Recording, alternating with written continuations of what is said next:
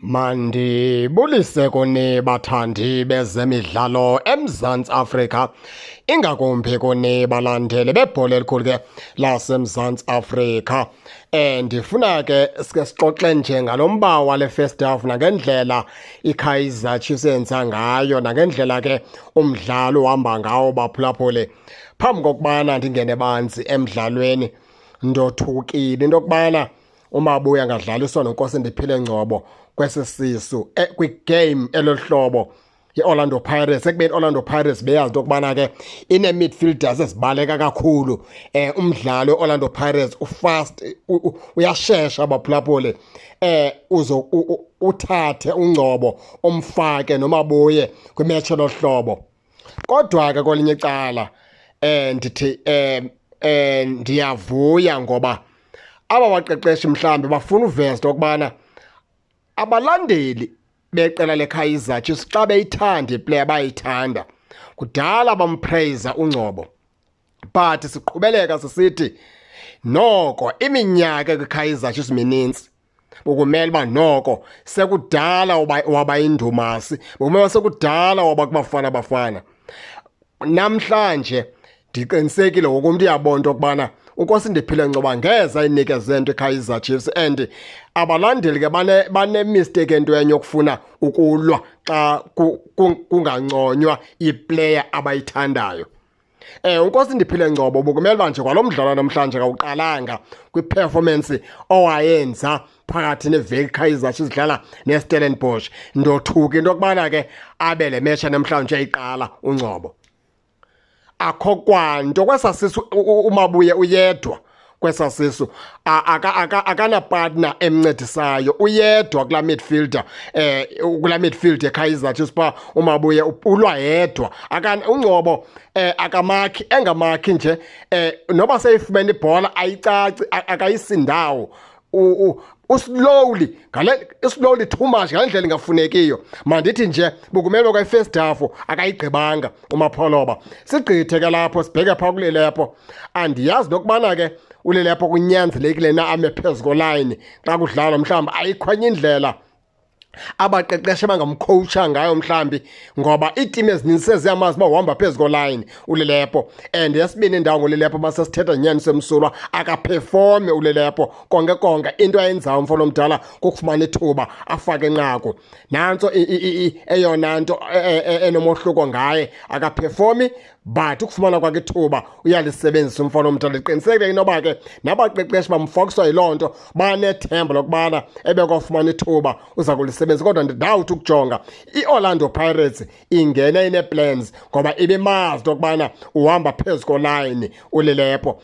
Singene banzi ke ngoku emdlalweni sothuse into yokubana ke uBrandon Peterson umfana omdala akekho. Zaxelwa ke zisizazo zokubana ke utshilo umqeqeshi ke omlomzana ke uKhaze wathi ke uye akaphila apha phakathi evekini, kwanyanzeleka ukubana ke mathathwe yifemeli yakhe imbalekise kwagqirha. Umfana omdala betsho ke phaa esebamnqwelela into yokubana khawuleza aphile uBrandon Peterson. Into ethetha ukuthi ke kuye kwanyanzeleka into yokubana ungene phaa uBruce Voma phaa phantsi kwempondo zeqela leKaizer Chiefs.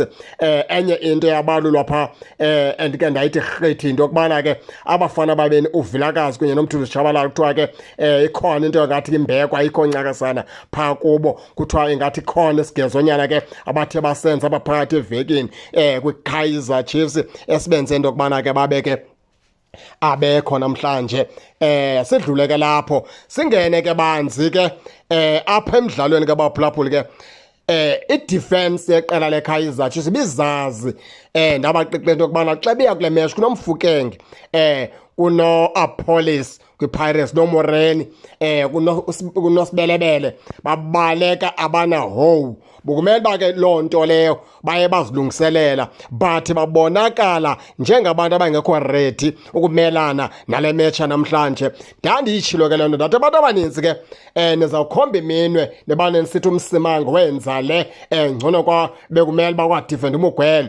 But into ebalulekileyo baphulaphuli ndizakuyigxininisa le nto, midfielder into eqhuma i-defenders zayo. Uyabona uba uyakhe yaluqelemba i-midfielder yakho, umzekelo defensive midfielder yaluqelemba, akunoqophozeka lula kudonga lakho lokugqibela. Kodwa uba i-midfielders zakho aziqinanga, lizawugqojozwa udonga lakho. Ingxaki namhlanje akho mntu uprotecte udonga leKaizer Chiefs okanye ke oprotecte eza center back zeKaizer Chiefs, ngoba uMabuye pha uyedwa funeke athekile, funeke edifendile. Nkosindiphile Ngcobo andimazi noba wenzani phaa kwelabala.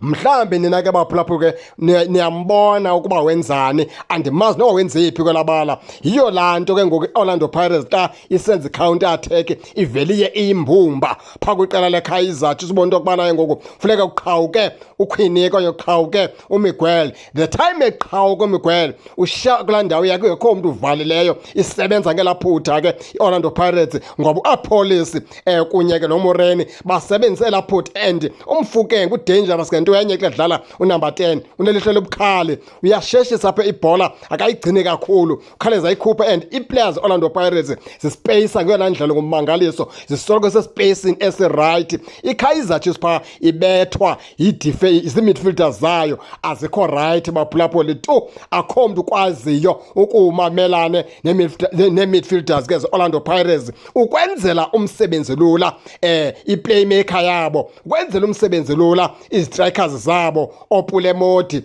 Olilepo, oFlyvo Silva. Singafana sibakhalazele nje, akho nto yenzekayo konke iKaizer Chiefs phaa iyohlulakala i-midfield yeKaizer Chiefs ke iOrlando Pirates phaa esiswini.